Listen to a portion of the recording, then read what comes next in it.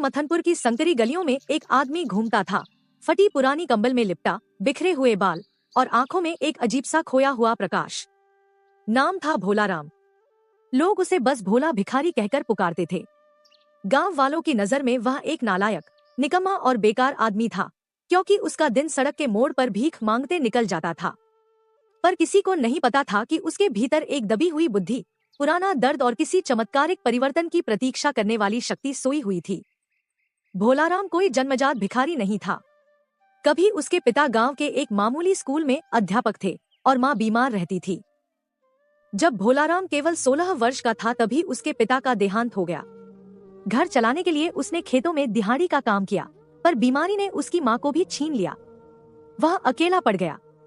रिश्तेदारों ने साथ छोड़ दिया और वह मानसिक टूटन का शिकार हो गया।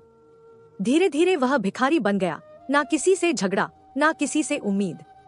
बस चुपचाप अपना दिन काट लेता था। गांव के बाहर बस स्टैंड के पास वह बैठा रहता।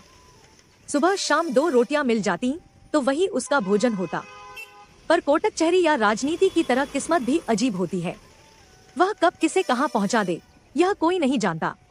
एक दिन मथनपुर में शहर से एक सेवानिवृत्त इंसान आया, रघुनाथ शुक्ला। वह अपने बेटे के पास शहर में रहते थे, पर प्रकृति से प्रेम होने के कारण गांव में कुछ दिन बिताने आए थे। शुक्ला जी का दिल नरम था और वे रोज बस स्टैंड से गुजरते समय भोलाराम को देखते थे। हर दिन वे उसे चाय और बिस्कुट का पैकेट दे देते। एक दिन वे उससे बोले, क्यों रे भोला, कभी कुछ और करने का मन नहीं करता? दिन भर ऐसे बैठा रहता है, जिंदगी यूं ही बीत जाएगी। भोला मुस्कुराया। बाबूजी, किस्मत जब साथ नहीं देती तो आदमी क्या करेगा? शुक्ला जी उसकी आंखों में उतर कर बोले, किस्मत साथ दे या न दे, पर दिमाग अगर सही दिशा में लग जाए तो आदमी अपनी किस्मत खुद लिख लेता है। उस रोज के बाद शुक्ला जी रोज उससे 2-4 बातें करने लगे। उन्होंने देखा कि भोला भले ही भिखारी था, पर उसकी बातें संतों जैसी गहरी और तार्किक थी। उसे गणित पसंद था, वह दिमाग से तेज था। एक दिन शुक्ला जी ने मन ही मन निर्णय लिया कि वे उसकी जिंदगी बदलने की कोशिश करेंगे। एक शाम शुक्ला जी ने कहा, भोला, तुमने शेयर मार्केट का नाम सुना है? भोला ने सिर हिलाया, नहीं बाबूजी। ये एक ऐसा बाजार है, शुक्ला जी बोले, जहां दिमाग लगाने वाला गरीब भी अमीर बन सकता है और लालच करने वाला अमीर भी गरीब। बस सीखने की इच्छा और धैर्य चाहिए। भोलाराम ध्यान से सुनता रहा। शुक्ला जी ने मोबाइल निकाला और उसे दिखाने लगे कैसे कंपनियों के शेयर ऊपर नीचे होते हैं, कैसे लोग ट्रेडिंग करते हैं, कैसे जोखिम होता है। भोलाराम ने पूछा, मेरे पास तो पैसे भी नहीं हैं, मैं कैसे सीखूं? शुक्ला जी मुस्कुराए। शुरू में सीखने के लिए पैसे की जरूरत नहीं होती, जरूरत होती है समझ की, और वो तुम्हारे पास है। उस दिन से शुक्ला जी ने मोबाइल पर भोलाराम को शेयर मार्केट की बुनियादी बातें समझाना शुरू की। चार्ट क्या होता है, कैंडल क्या होती है, सपोर्ट रेजिस्टेंस, ट्रेंड, वॉल्यूम, सब कुछ धीरे धीरे। भोलाराम को यह सब किसी कहानी की तरह अच्छा लगने लगा। वह हर दिन घंटों तक गांव के साहूकार की दुकान के बाहर लगे टीवी पर बिजनेस न्यूज देखता। गांव वाले मजाक उड़ाते, अब भिखारी ट्रेडर बनेगा, अरे इसे शेयर मार्केट क्या खिलाएगा। लेकिन भोला किसी की परवाह नहीं करता। 2 महीने बाद शुक्ला जी ने कहा, लगता है अब तुम थोड़ा बहुत समझने लगे हो। ये लो 500 रुपए, इसे बर्बाद मत करना, यही से शुरुआत करो। भोलाराम ने पैसे हाथ में लिए मानो कोई सपना देख रहा हो।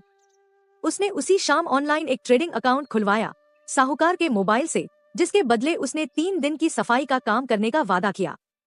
पहले दिन उसने बहुत सोच समझकर एक छोटा सा ट्रेड किया। स्टॉक 5 रुपए ऊपर गया और उसे 40 रुपए का मुनाफा हुआ। 40 रुपए शायद गांव वाले तो दाल के दाम में भी नहीं गिनते, पर भोलाराम के लिए वह दुनिया की सबसे कीमती कमाई थी, क्योंकि वह भिखारी के रूप में नहीं, दिमाग की कमाई थी। वह दौड़ता हुआ शुक्ला जी के पास पहुंचा। बाबूजी, मैं जीत गया, मैं कर सकता हूँ। शुक्ला जी ने खुशी से कहा, हाँ भोला, तुम कर सकते हो, बस लालच मत करना, सीखते रहना। 6 महीनों तक भोलाराम ने छोटे छोटे ट्रेड किए। 5 रुपए कमाया, 10 रुपए खोया, फिर 20 कमाया, फिर 30 खोया, पर उसने सीखना कभी बंद नहीं किया। वह रोज बस स्टैंड पर बैठकर मोबाइल में चार्ट देखता रहता। लोग कहते, ये पगला गया है, भिखारी मोबाइल लेकर घूर रहा है। पर वह भीतर से मजबूत होता जा रहा था। धीरे धीरे वह 500 रुपए को 1200 रुपए में बदल चुका था। शुक्ला जी उसकी लगन देखकर बोले, भोला, अब मैं तुम्हें 20,000 रुपए दूंगा। इसे अपनी मेहनत समझकर संभलकर चलना। भोलाराम ने झुककर उनके पैर छुए। उसकी आंखें भर आईं। उसे पहली बार लगा कि कोई उसे इंसान समझता है। अब भोलाराम ने गंभीर ट्रेडिंग शुरू की। वह जोखिम कम लेता, स्टॉप लॉस नहीं भूलता और लालच से दूर रहता। गांव में उसकी चर्चा होने लगी। अरे वो भोलाराम अब फोन में कुछ करता रहता है, सुना है कमाता भी है। कुछ लोग जलते, कुछ हंसते, पर भोलाराम का ध्यान सिर्फ अपनी सीख पर था। उसने छोटे छोटे मुनाफों से 20,000 को 35,000 तक पहुंचा दिया। शुक्ला जी ने उसकी तारीफ करते हुए कहा, तुम्हारी सफलता तुम्हारे धैर्य की वजह से है, भोला। भोलाराम ने उत्तर दिया, अगर आप मुझे मौका न देते तो मैं आज भी सड़क पर भीख मांग रहा होता। एक दिन शेयर मार्केट में किसी बड़ी कंपनी के बारे में खबर आई कि उसका नया प्रोजेक्ट लॉन्च हो रहा है और स्टॉक तेजी में है। चार्ट भी मजबूत था। भोलाराम ने धैर्य से विश्लेषण किया। उसने तय किया कि 10,000 रुपए का बड़ा ट्रेड करना चाहिए। उस दिन उसका दिल धड़क रहा था। वह शुक्ला जी के पास गया। बाबूजी, मुझे डर लग रहा है। यह बहुत बड़ा कदम है। शुक्ला जी बोले, डर वहीं होता है जहां सीख नहीं होती। तुमने सीखा है, इसलिए आगे बढ़ो। भोलाराम ने ट्रेड लिया। स्टॉक धीरे धीरे चढ़ा। उसने 10,000 लगाए थे और शाम तक उसका मुनाफा 8,000 रुपए तक हो गया। वह खुशी से उछल पड़ा। गांव में पहली बार किसी भिखारी ने एक दिन में इतना कमाया था। लोगों की सोच बदलने लगी। अब गांव के लोग उसे सम्मान देने लगे। साहूकार बोला, भोला भाई साहब, आज चाय मेरी तरफ से। जो लोग पहले उसका मजाक उड़ाते थे वही लोग उससे शेयर मार्केट के टिप्स पूछने आने लगे। भोलाराम सबकी बात धैर्य से सुनता, पर सलाह कम देता क्योंकि उसे पता था कि यह खेल आसान नहीं। धीरे धीरे उसके 35,000 रुपए 75,000 हुए, फिर 1.2 लाख, फिर 3 लाख। भोलाराम अब भिखारी नहीं, एक समझदार ट्रेडर बन चुका था। जब उसके पास 5 लाख रुपए हुए, उसने सोचा, अब मुझे सिर्फ अपने लिए नहीं, गांव के लिए भी कुछ करना चाहिए। गांव में कई बच्चे थे जो पढ़ नहीं पाते थे। भोलाराम ने उनसे कहा, शाम को चौपाल में आओ, मैं तुम्हें पढ़ाया करूंगा। बच्चों ने सोचा कि भिखारी भैया पढ़ाएगा, पर उन्होंने जब उसकी बातें सुनी तो वे चकित रह गए। भोलाराम की बातें सरल और समझ में आने वाली थी।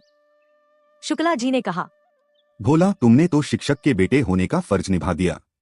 2 साल बीत चुके थे। अब भोलाराम ट्रेडिंग में विशेषज्ञ हो चुका था। उसने अपने कौशल और धैर्य से 5 लाख को 40 लाख में बदल दिया। एक दिन मार्केट में बड़ी गिरावट आई। सब बेच रहे थे, घबराहट फैली थी। पर भोलाराम को समझ था कि यह गिरावट अस्थायी है। उसने अवसर देखा और बेचने के बजाय अच्छे कंपनियों के शेयर खरीद लिए। उसने एक ही दिन में 15 लाख रुपए निवेश किए। 2 महीने में मार्केट उभर आया। उसका निवेश बढ़कर 85 लाख रुपए हो गया। और एक दिन जब उसने अपना पोर्टफोलियो खोला, डिजिटल स्क्रीन पर एक चमकदार संख्या दिखाई दी, 1,02,34,600 रुपए। भोलाराम की आंखों से आंसू बह निकले। वह अब करोड़पति भोलाराम था। वही आदमी जिसके लिए कभी लोग कहते थे कि वह जिंदगी में कुछ नहीं कर सकता। अब मथनपुर में एक सुंदर पुस्तकालय था, जिसके बाहर एक बोर्ड लगा था, भोलाराम ज्ञान केंद्र, सभी के लिए मुफ्त शिक्षा। गांव में एक छोटा सा कंप्यूटर सेंटर भी खुल चुका था, जहां बच्चे शेयर मार्केट, कंप्यूटर और गणित सीखते थे। भोलाराम कभी किसी से फीस नहीं लेता था। गांव वाले गर्व से कहते, अरे हमारे गांव का भिखारी करोड़पति ट्रेडर बन गया। पर भोलाराम मुस्कुराकर कहता, मैं भिखारी नहीं था, बस जिंदगी ने मुझे रास्ता बदलने के लिए मजबूर कर दिया था। करोड़पति बनने के बाद भी भोलाराम का जीवन पहले जैसा शांत था। न कोई अहंकार, न कोई घमंड, बस सीखने और लोगों को सिखाने की इच्छा। लेकिन जैसे ही किसी की जिंदगी में बदलाव आता है, नए मोड़ भी आने शुरू हो जाते हैं। 1 साल बाद मथनपुर में भारी सूखा पड़ा। तालाब सूख गया, कुएं का पानी भी आधा रह गया। खेतों की फसलें झुलसने लगी। लोग परेशान होने लगे। साहूकार ने अपने कर्ज वसूलने शुरू कर दिए। कई किसानों की जमीन नीलाम होने की नौबत आ गई। गांव वाले भोलाराम के पास पहुंचे। भोला भाई, अब क्या होगा? पानी तो पूरे गांव से रूठ गया है। भोलाराम ने स्थिति देखी। उस रात वह सो नहीं पाया। वह सोचता रहा।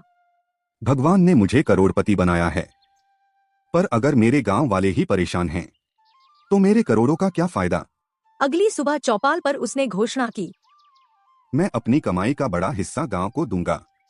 हम एक बड़ा पानी संग्रहण प्रोजेक्ट बनाएंगे, तालाब, बोरवेल, पाइपलाइन, सब कुछ। अब कोई किसान पानी के बिना परेशान नहीं होगा। गांव में खुशी की लहर दौड़ गई। लोग रो पड़े। अरे भिखारी भोलाराम ने तो हमसे बढ़कर सोचा। भगवान भोलाराम के रूप में हमारे बीच आया है।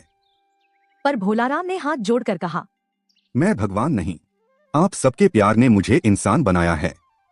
भोलाराम ने अपने पैसे से बड़ा तालाब खुदवाया। 3 महीने की मेहनत के बाद पहली बारिश में तालाब लबालब भर गया। गांव में पानी की समस्या खत्म हो गई। किसानों के चेहरे फिर खिल उठे। भोलाराम ने कहा, यह तालाब मेरा नहीं, पूरे गांव का है। गांव वालों ने तालाब का नाम रखा भोला सरोवर। उस दिन भोलाराम की आंखों में फिर आंसू आ गए, खुशी के, गर्व के और संतोष के। इधर भोलाराम की ट्रेडिंग यात्रा भी नई दिशा में जा रही थी। वह अब केवल ट्रेडर नहीं, एक निवेशक बन चुका था। लेकिन मार्केट में हमेशा सूर्य नहीं निकलता। एक दिन शेयर मार्केट में बड़ी गिरावट आई। बड़ी बड़ी कंपनियों के शेयर आधे दाम पर आ गए। खबर थी कि आर्थिक मंदी आ सकती है। भोलाराम ने देखा कि उसका पोर्टफोलियो 1 करोड़ से गिरकर 58 लाख पर आ गया। गांव वाले परेशान हो गए। भोला भाई, दिवालिया तो नहीं हो जाओगे? चलो साहूकार से बात करते हैं, कुछ पैसा उधार ले लें। पर भोलाराम ने मुस्कुराकर कहा, उतार चढ़ाव जीवन और मार्केट दोनों में आते हैं। डर कर भागने वाला कभी जीतता नहीं। उसने शांत मन से गिरते हुए स्टॉक्स का विश्लेषण किया। उसे पता था कि ये कंपनियां ताकतवर हैं और मंदी हमेशा के लिए नहीं रहती। उसने वही किया जो एक समझदार निवेशक करता है। गिरावट में अच्छे शेयर खरीदे। 6 महीने बाद मार्केट उठने लगा और अगले साल उसका पोर्टफोलियो 58 लाख से बढ़कर 2 करोड़ 15 लाख रुपए हो गया। गांव वाले बोले, भोला भाई जादूगर है, मार्केट गिरता है तो भी कमाता है। भोलाराम बोला, जादू नहीं, धैर्य और ज्ञान का फल है। अब भोलाराम की उम्र करीब 32 हो चुकी थी। गांव में एक युवती थी, सुहानी। साधारण परिवार की, पर शिक्षा और संस्कार में बेहतरीन। वह गांव के स्कूल में बच्चों को पढ़ाती थी। एक दिन वह भोलाराम के ज्ञान केंद्र में बच्चों को पढ़ते देख मुस्कुरा रही थी। भोलाराम ने पूछा, कुछ कहना चाहती हैं? सुहानी बोली, हाँ, आपने गांव के लिए इतना कुछ किया है। हर किसी के बस की बात नहीं। मैं आपकी सोच की बहुत इज्जत करती हूँ। भोलाराम पहली बार किसी की बातें सुनकर संकोच में पड़ गया। उसने अपनी नजरें झुका ली। मैं तो पहले भिखारी था, मेरे भीतर बहुत कमी है। सुहानी ने गंभीर होकर कहा, जो खुद को दोषी समझता है वही सबसे अच्छा इंसान होता है। गांव वालों ने दोनों का रिश्ता पक्का कर दिया। शादी सादा थी, बिना दहेज, बिना दिखावा, बस प्यार और सादगी। नया सपना, ग्रामीण निवेश संस्था। सुहानी ने भोलाराम से कहा, आपको सिर्फ ट्रेडिंग नहीं, अपने ज्ञान से और लोगों को भी आगे बढ़ाना चाहिए। भोलाराम को विचार अच्छा लगा।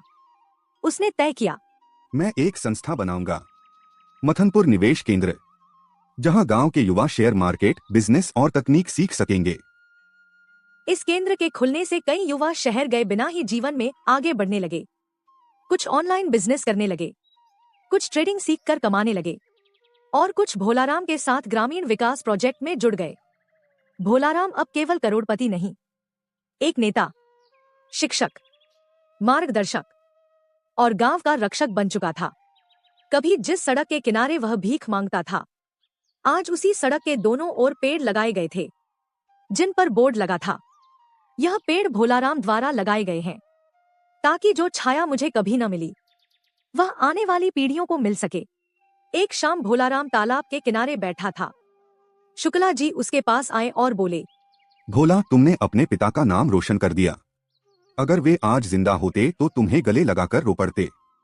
भोलाराम की आंखें भर आईं। उसने कहा, बाबूजी, अगर उस दिन आपने मुझे चाय और बिस्कुट न दिया होता तो आज मैं यहाँ नहीं बैठा होता। शुक्ला जी बोले, चाय और बिस्कुट सभी देते हैं, पर तुमने भरोसा देकर मुझे अमीर बनाया है। भोलाराम आसमान की ओर देखकर बोला, जिंदगी ने मुझे सड़क पर ला दिया था, पर लोगों की भलाई ने मुझे आसमान छूने की ताकत दी। तालाब पर गिरती सूर्य की अंतिम किरणें